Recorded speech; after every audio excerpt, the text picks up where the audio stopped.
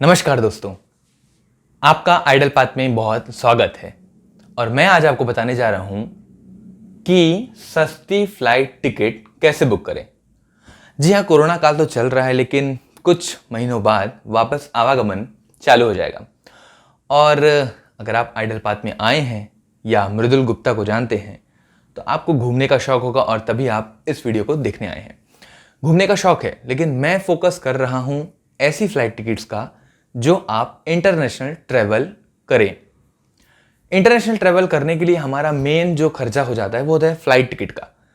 अब मैं आपको कुछ ऐसी चीज़ें बताऊंगा जिसे उस वे में अगर आप बुक करते हैं तो आपकी फ्लाइट टिकट सस्ती पड़ेगी। अगर आप जब भी सर्च कर रहे हो, आप कोई भी ब्राउज़र के इनकॉग्निटो मोड से ही जाएं। इसका रीज़न ये होता है कि अगर आप अपने नॉर्मल मोड से करते हैं तो नॉर्मल मोड में क्या होता है कि वो आपकी रीसेंट एक्टिविटी को वो रिकॉर्ड कर लेता है।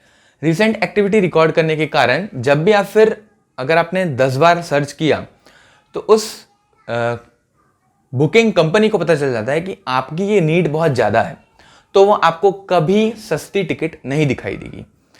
तो इसको हटाने के लिए आप इनकॉग्निटो मोड में जाएंगे तो उससे आपकी उस सर्च हिस्ट्री पर कोई इफेक्ट नहीं करता।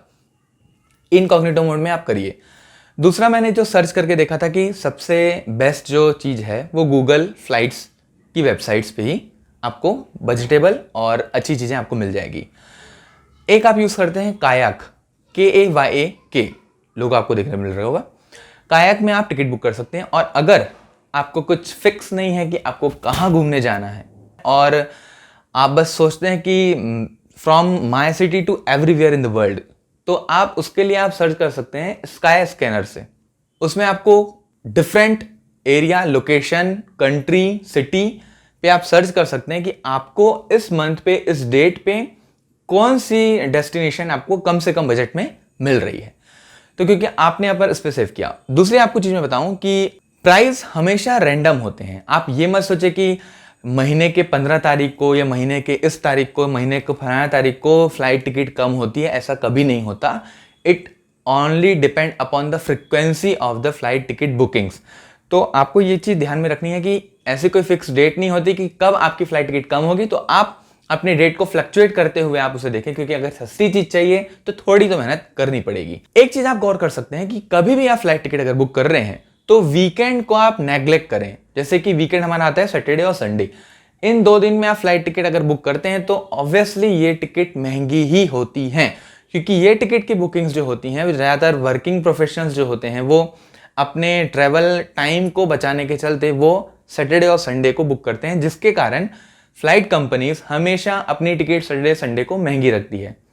जैसा कि मैंने एनालिसिस किया था तो ट्यूसडे माना मंगलवार को टिकट के प्राइजेस प्रोबेबली कम होते हैं। अब आपका लक अच्छा रहा तो आपको थर्सडे या वेडनेसडे को भी कम बजट में मिल जाएंगी टिकट। क्योंकि इंडिया में हैं आप और आप क्रेडिट कार्ड का बहुत यूज़ करते हैं, तो क्रेडिट कार्ड में एक फैसिलिटी होती है कि फ्लाइट पॉइंट्स वो देते हैं। तो ऐसा आप क्रेडिट कार्ड यूज़ करिए। अगर आपकी फ्रिक्वेंसी ज़्यादा है घूमने की तो आप ऐसा क्रेडिट कार्ड यूज़ करिए जिसमें वो फ्लाइट पॉइंट्स देते हो। तो आप जब भी आप टिकट बुक करते हैं उस क्रेडिट कार्ड को यूज़ करते हुए तो आपको एक पॉइंट मिलते हैं। वो पॉइंट कलेक्शन से भी आपकी एक सेविंग हो जाती है। अब आपको सस्ती टिकट में जाना है तो आप हमेशा एक फ्लेक्सिबिलिटी अपने साथ रखें। माना आप ये मत सोचे कि मुझे पर्टिकुलर 9 बजे ही निकलना हो सुबह या 12 बजे के अंदर दोपहर को ही निकलूंगा मैं। ये अगर आप ये फ्लेक्सिबिलिटी अगर आप मेंटेन नहीं करेंगे तो आपको सस्ती टिकट नहीं मिल पाएगी। कई बार क्या होता है कि अगर आप फ्लाइट चेक कर रहे हैं और आपको दिख रहा है कि मान लीजिए इस डेस्टिनेशन से मैं उस डेस्टिनेशन जा रहा हूं तो उसका पूरा और टाइम जा रहा है, मतलब रात के 1 बजे फ्लाइट है, मैं वहां की रात के 2 बजे पहुंचूंगा या मैं रात के 5 बजे दिन के 5 बजे पहुंचूंगा। तो वो आप फ्लेक्सिबिलिटी आप मेंटेन करके रखें कि हाँ, रात के 1 बजे मिलेगी फ्लाइट तो भी चलेगा, रात के 2 बजे मिलेगी तो भी चलेगा, मुझे कोई इशू नहीं है। क्योंकि अगर आप ये चीज़ मेंटेन करेंगे तो ही आपको सस्ती फ्लाइट टिकट मिलेगी। और साथ में ये ध्यान रखिए कि आपका जो ट्रांजिट जो प्लेस होता है, जो मान लीजिए आप यहाँ से मान लीजिए आप सिंगापुर जा रहे हैं तो आप अगर डायरेक्ट फ्लाइट लेते हैं तो आपको काफ़ी महंगी पड़ती है। फिर अगर आप सर्च करते हैं कि क्योंकि डायरेक्ट फ्लाइट जो जाएगी वो आपको कम टाइम में पहुँच जाएगी और उनके जो फ्लाइट्स फेयर होंगे काफ़ी ज़्यादा होंगे।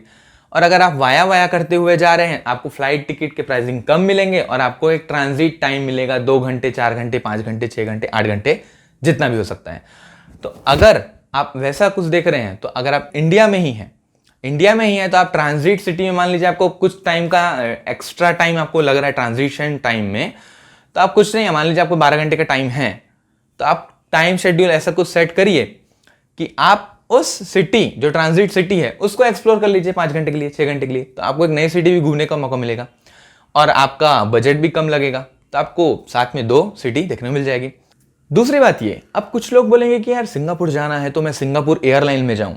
अब आपको बजट टिकट चाहिए तो आप सिंगापुर एयरलाइन जैसी हैवी और रेपुटेटेड एयरलाइन में नहीं जाएं। हाँ, बजट फ्रेंडली आप टिकट्स आपको हमारे इंडिया में भी मिल जाएंगी, एशिया लेवल में भी मिलती हैं, यूरोप लेवल में मिलती हैं, ऑस्ट्रेलिया लेवल में भी मिलती हैं, और बाकी का मुझे उतना आइडिया नहीं है, पर मैं अभी आपको ये बता सकता हूँ कि अगर आप एशिया में ट्रैवल करते हैं तो आपको बजट फ्रेंडली फ्लाइट्स बिल्कुल मिलती है। जैसे कि आपका टाइगर एयरवेज हो गया, एयर एशिया हो गया, स्कूट हो गया, जेट स्टार हो गया, नॉक एयर हो गया, तो ऐसे कुछ हैं फ्लाइट्स, वो आपको सर्च करने पड़ेंगे कि, और मैं अगर प्रेफर करूंगा कि अगर आप बजट फ्रेंडली टिकट्स ले रहे हैं तो आप ये हमेशा ध्यान रखें कि मान लीजिए आपने एयर एशिया में टिकट बुक की, तो एयर एशिया में टिकट बुक करने के लिए आप प्रेफर करें कि आप उनकी वेबसाइट, जो ओरिजिनल उनकी वेबसाइट है, उनकी ही वेबसाइट से बुक करें। तो उसमें क्या होता है कि आपके कभी मान लीजिए कैंसिलेशन के चांसेस होते हैं, तो होता क्या है, मान लीजिए आपने किसी, नाम तो नहीं लूंगा, लेकिन कोई भी आप थर्ड पार्टी पोर्टल से अगर आप लेते हैं तो क्या होता है, आपके कैंसिलेशन के चार्जेस, तो फिर वो कई पैसे काट लेते हैं, फिर वो दूसरी टिकट देने में प्रॉब्लम क्रिएट करते हैं। और हमारे यहाँ इंडिया में बहुत बड़े बड़े लीडर्स चल रहे हैं जो एयर टिकट्स में डील करते हैं, तो आप वो नेग्लेक्ट करते हुए डायरेक्ट उनकी फ्लाइट टिकट में जाएंगे तो आपको एक अलग वेटेज मिलता है। जैसे कि मान लीजिए मैंने टिकट बुक की थी एयर एशिया की, तो एयर एशिया में मान लीजिए मेरी फ्लाइट अगर डिले हुई, तो डिले होने के बावजूद आपको स्पेशल अटेंशन देते हुए तुरंत हिंट करेगा, आप वहाँ जाइए, ये करिए, वो करिए।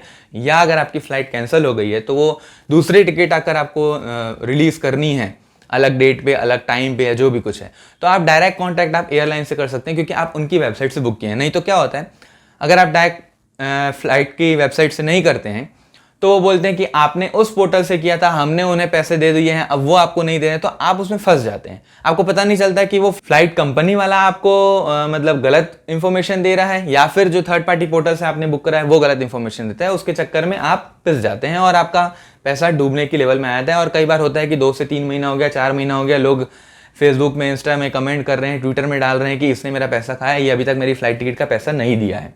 थर्ड पोर्टल वाली वेबसाइट्स में ऐसे ही होते हैं, जो कि आप कह सकते हैं ब्रोकरेज।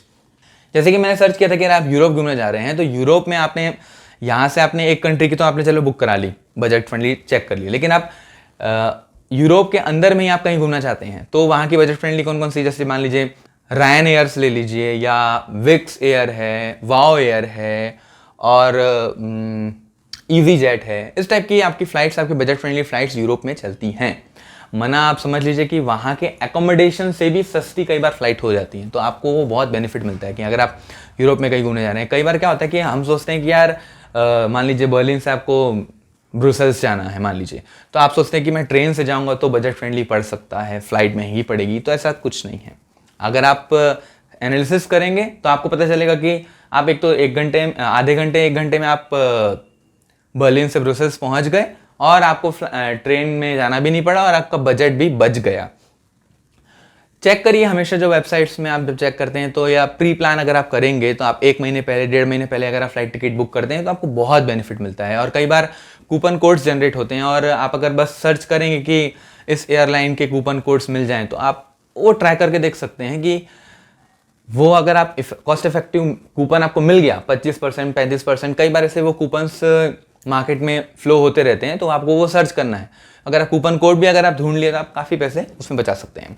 दूसरा, अगर आप जब भी मान लीजिए आप फ्रीक्वेंट फ्लायर हैं और फॉर एग्जांपल कोई कंपनी जो फ्लाइट कंपनी है वो एशिया लेवल में काफ़ी जगह डेस्टिनेशंस, उनके बहुत सारे डेस्टिनेशंस हैं, तो आप प्रीफर करें कि उनकी सस्ती फ्लाइट टिकट लें और उनकी वेबसाइट में अपना एक अकाउंट क्रिएट कर दें। उसमें क्या होता है, अगर आपने 1 ट्रैवल किया, 2 ट्रैवल किया, 3 ट्रैवल किया, तो वो जैसे कि हम अपने कपड़े लेने जाते हैं अपने मॉल्स वगैरह में, तो पॉइंट क्रिएट होते हैं, सेम आपकी फ्लाइट टिकट बुकिंग पे भी वो पॉइंट क्रिएट करते जाते हैं। कई बार ये होता है कि आप उनके पर्टिकुलर अगर मेंबर हैं तो आपको पॉइंट बेसिस तो देते ही हैं, साथ में ईमेल नोटिफिकेशंस देते हैं कि अभी इतना डिस्काउंट चल रहा है, और अगर आप इस टाइम अगर आप बुक करते हैं तो इतना सस्ता पड़ता है।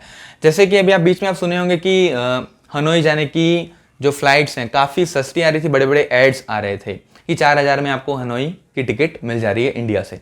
तो ऐसे वो ऑफर्स क्रिएट करते जाते हैं। कई बार वो चीज़ें न्यूज़पेपर में और एडवर्टाइजमेंट, बड़ी एडवर्टाइजमेंट में ना देके वो इंटरनली आपको ईमेल सेंड करते हैं कि यू आर द मतलब आप एक प्रेस्टिजियस मेंबर हैं, इसलिए ये आपको हम स्पेशल डिस्काउंट दे रहे हैं। तो वो आप देखते रहिए और उनके सब्सक्रिप्शन ऑन करके रखे रहिए। और आप अगर बेटर ऑप्शन ये रहेगा कि यार हम उनका इंस्टाग्राम या फिर ट्विटर अकाउंट अगर आप फॉलो करते हैं तो वो नए नए डील्स उसमें देते रहते हैं, वो आप चेक करते रहिए, तो आपको बहुत बेनिफिट मिल सकता है। बजट फ्रेंडली टिकट आप बुक तो करते हैं, लेकिन आप ये चीज़ देखना भूल जाते हैं कि उनकी रिस्ट्रिक्शंस क्या हैं। मान लीजिए आपने बुक किया तो स्टार्टिंग में आपको दिखा रहा है, मान लीजिए वो 4,000 रुपये या 5,000 या 10,000 रुपये, जो भी आपको ओवरऑल जो प्राइस दिखा रहे हैं। पर होता ये है कि आप जब बुक करते हैं तो फिर वो क्या करते हैं कि सीट सिलेक्शन के एक्स्ट्रा चार्जेस, लगेज के एक्स्ट्रा चार्जेस, तो वो आपको एक्स्ट्रा चार्जेस वो क्रिएट करते हैं। तो अगर आप बजट फ्रेंडली हैं तो 7-8 किलो के अंदर अपना बैकपैक कर लो। और अगर आपको सामान ज़्यादा है तो आप वो चेक कर लीजिए कि कौन से डेस्टिनेशन में कौन से, मान लीजिए आपने एयर एशिया में बुक की, स्कूट में बुक की या किसी में बुक की, तो मान लीजिए स्कूट की प्राइस कम आ रहे हैं लेकिन वो लगेज चार्ज एक्स्ट्रा ले रहा है, तो ओवरऑल आपका रेट बढ़ गया। और एयर एशिया में मान लीजिए बजट वो थोड़ा सा ज़्यादा ले रहा है लेकिन उसकी प्राइस स्कूट के प्राइस से थोड़ा कम आ रहा है, लेकिन आपको एयर एशिया में लगेज मिल जा रहा है।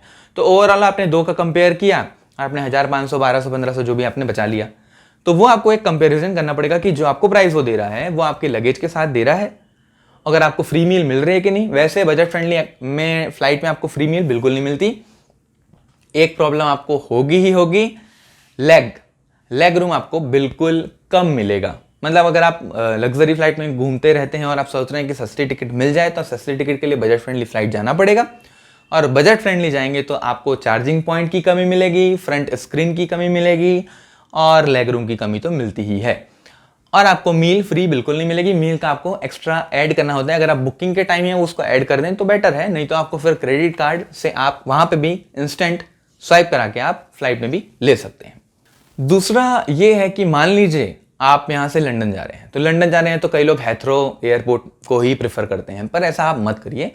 अगर मान लीजिए आपको यहाँ की डेस्टिनेशन, हमारी जो सिटी है, आप जिस सिटी में रह रहे हैं वहाँ से अगर आप डायरेक्ट लंदन के किसी एक एयरपोर्ट में आप जा रहे हैं तो उसकी फ्लाइट टिकट के प्राइजेस, और मान लीजिए आपने अपने सिटी की सिटी चेंज करके फिर लंदन के दूसरे सिटी में गए, आप सिटी टू सिटी भी आप चेक करिए। मान लीजिए आपको जाना है सो कॉल्ड बर्मिंघम, तो बर्मिंघम जाने के लिए आपको इंडिया से कौन सी सिटी से आप जाएं, तो आप क्या करेंगे कि अपने सिटी से लिए और डायरेक्ट सीधा लंदन के हेथ्रो में आपने ले लिया, तो वो बहुत महंगा पड़ेगा। क्यों?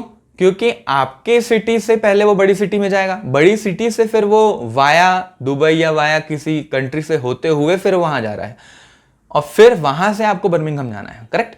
तो आप ऐसा चॉइस करिए कि आपकी ही कंट्री में कौन सी ऐसी फ्लाइट होती हैं जो डायरेक्ट बर्मिंघम जाती हैं। कुछ फ्लाइट जैसे हमारे केरला से है, केरला की फ्लाइट्स में अगर आप देखेंगे कि अरब कंट्रीज में कोई भी फ्लाइट वहाँ से बहुत डायरेक्ट जाती हैं। पंजाब हो गया, गुजरात हो गया, यहाँ से आपको यूएस, कनाडा और यूरोपियन कंट्रीज में काफ़ी ज़्यादा फ्लाइट जाती हैं। बाकी बॉम्बे और कलकत्ता तो है ही है। कलकत्ता में आपको बेनिफिट मिलेगा, अगर आप साउथ एशिया की कंट्रीज में अगर आप जाते हैं तो आपको कलकत्ता से काफ़ी सस्ती मिलती है। कलकत्ता हो गया, भुवनेश्वर हो गया, चेन्नई हो गया, बेंगलोर हो गया, तो वो आप चेक करिए कि आप कौन से डेस्टिनेशन से किस डेस्टिनेशन में, मतलब किस तरफ आप जा रहे हैं। मान लीजिए आप यहाँ से न्यूजीलैंड जाते हैं या ऑस्ट्रेलिया जाते हैं, तो आप वाया किस तरफ से जाएंगे, वाया आप सिंगापुर होते हुए जाएंगे। तो आप ऐसी फ्लाइट चॉइस करिए कि आपकी सिटी से सिंगापुर के लिए कौन से सिटी से फ्लाइट सस्ती पड़ रही है, वो आप पहले चॉइस कर लीजिए। फिर सिंगापुर से आप कौन सी एयरलाइन आप लेते हैं जो आपको कम बजट में आपको न्यूजीलैंड या फिर ऑस्ट्रेलिया पहुंचा देती है, और ऑस्ट्रेलिया में किस सिटी में आपको वो पहुंचा रही है कम बजट में, पर्थ में पहुंचा रही है या सिडनी में पहुंचा रही है, वो आपको उस टाइम चेक करना पड़ेगा। मान लीजिए आप न्यूजीलैंड जा रहे हैं तो ऑकलैंड की टिकट महंगी पड़ रही है या वेलिंगटन की पड़ रही है या कहीं की भी, आपको वो चेक करना पड़ेगा कि कौन सी सिटी में किस सिटी तक ये बजट फ्रेंडली आ रहा है। मान लीजिए आपके पास एशिया में 4 बजट फ्रेंडली फ्लाइट्स हैं, तो आप कुछ नहीं, नॉर्मल उनकी वेबसाइट्स में जाइए और उसमें चेक करिए कि कौन से सिटी से कौन से सिटी का किस डेट में बजट फ्रेंडली आ रहा है, वो आपने चेक कर लिया। और मोस्ट प्रोबेबली विकीपीडिया में भी इनकी इंफॉर्मेशंस रहती हैं कि कौन कौन से सिटी से कौन कौन से सिटी तक एक फ्लाइट की रूट्स जाते हैं। जैसे कि अगर मैं एनालिसिस करा और हमारे कंट्री में इंटरनेशनल फ्लाइट्स कहाँ से कहाँ तक जाती हैं, वो आपकी पूरी विकिपीडिया में डिटेल दी रहती है। क्योंकि मान लीजिए नागपुर है, तो नागपुर से कौन कौन सी इंटरनेशनल फ्लाइट जाती है और कहाँ कहाँ जाती है। अहमदाबाद है, वहाँ से कहाँ से जाती है। इंदौर से इंटरनेशनल कौन सी जाती है या नहीं जाती है। केरला में अलग अलग सिटी में कौन से डेस्टिनेशन से कहाँ जाती है, वो बहुत डिपेंड करता है। क्योंकि मान लीजिए आपकी जो सिटी है, वो फ्लाइट जहाँ से इंटरनेशनल डायरेक्ट जा रही है, वो सिटी मान लीजिए 5 घंटे या 6 घंटे का रास्ता है, तो आप प्रेफर कर लें कि बस ले लें या ट्रेन ले लें, तो वो आपका एक बजट बहुत बजट फ्रेंडली बन जाएगा। क्योंकि क्या है, हमारे इंडियन रेलवे की जो फेयर होते हैं 6 घंटे 7 घंटे की, वो 1000, 1500, 1200 के अंदर हो जाते हैं। लेकिन अगर आप वही चीज़ वाया करते हुए जा रहे हैं और आपको पैसे बचाने हैं, तो आप प्रिफर करें कि आप उस जगह पे आप ट्रेन ले लें, फिर जहाँ सस्ती मिल रही वहाँ से आप फ्लाइट ले लें। क्योंकि आपका मन क्या है, एक्सप्लोर करने का। तो हर सिटी को आप एक्सप्लोर करिए किसी वे में। कहीं बस पकड़िए, कहीं ट्रेन पकड़िए, कहीं फ्लाइट पकड़िए। जैसे कि मैं आपको बताऊं कि मैं अगर सिंगापुर से अगर मलेशिया जा रहा हूं, तो सिंगापुर से मलेशिया एक्सप्लोर करते हुए अगर आपको जाना है, तो आप फ्लाइट मत पकड़िए, क्योंकि आप फ्लाइट से तो गए ही थे। तो आप बस लीजिए, बस बहुत अच्छा ऑप्शन है। तो उसमें क्या होता है, आपको सिंगापुर के मान लें आप एक पॉइंट पे हैं, तो आपको दूसरे पॉइंट सिंगापुर जहां से आप निकलेंगे, वो पूरा आपको एक तो समझ लिया, आपको जैसे दर्शन, शहर का दर्शन हो जाएगा आपको। फिर वहां से आप किस वे में आप वहां पे पोर्ट से आप एंटर करते हैं, वो आपको एक नया वे मिलेगा। क्योंकि आपने फ्लाइट का तो एक्सप्लोर कर लीजिए। मान लीजिए आप बस से जा रहे हैं, तो आपको बजट बहुत कम। हमारी रेड बस जो है हमारे इंडिया में जो चलती है, वो कुछ एशियन कंट्रीज़ में और चलती हैं। ऐसे ही बहुत सारे हैं। आपको मैं बसेस के बारे में भी बताऊंगा। यूरोप में बहुत अच्छी अच्छी बसेस चलती हैं जो फ्लाइट और ट्रेन से भी बजट फ्रेंडली होती हैं और बहुत ही बेस्ट होती हैं। वो भी आपको इन्फॉर्मेशन की और वीडियो बनाऊंगा। अगर आपको ये वीडियो अच्छी लगी हो तो लाइक करिए, शेयर करिए और सब्सक्राइब कर लीजिए। ये वीडियो मैंने दोनों अपने चैनल में डाल रहा हूँ, आइडल पाथ और मृदुल गुप्ता, ताकि जो हमारे आइडल पाथ के सब्सक्राइबर हैं वो भी देख सकते हैं और मृदुल गुप्ता के सब्सक्राइबर हैं वो भी। तो दोनों के लिंक मैं दोनों में दे देता हूँ, तो आपको मिलते रहेंगी जानकारी। और मुझे बहुत खुशी हो रही है कि आप लोगों को हमारे जो रेलवे पार्सल की मैंने इन्फॉर्मेशन दी थी वो आपको बहुत अच्छी लगी, और उसी से मुझे एक मोटिवेशन मिला और सब्सक्राइबर बढ़ रहे हैं। तो मैंने सोचा कि आज कुछ ना कुछ बनाया जाए और आप लोगों के सामने प्रस्तुत किया जाए, और आपके सामने ये बजट फ्रेंडली टिकट की ये वीडियो हमने लाई थी। आगे मैं लाते रहूँगा। टाइम का कुछ बोल नहीं सकता, लेकिन बिल्कुल आपके साथ बहुत हम अच्छे से जुड़े रहेंगे। बस आपका सपोर्ट चाहिए। और वीडियो में जानकारी के लिए अगर कुछ भी इंफॉर्मेशन आपको चाहिए है तो कमेंट कर दीजिए। नहीं पढ़ पाया तो माफ़ कीजिएगा, लेकिन आपको रिप्लाई जरूर दूंगा। Okay, bye bye, thank you.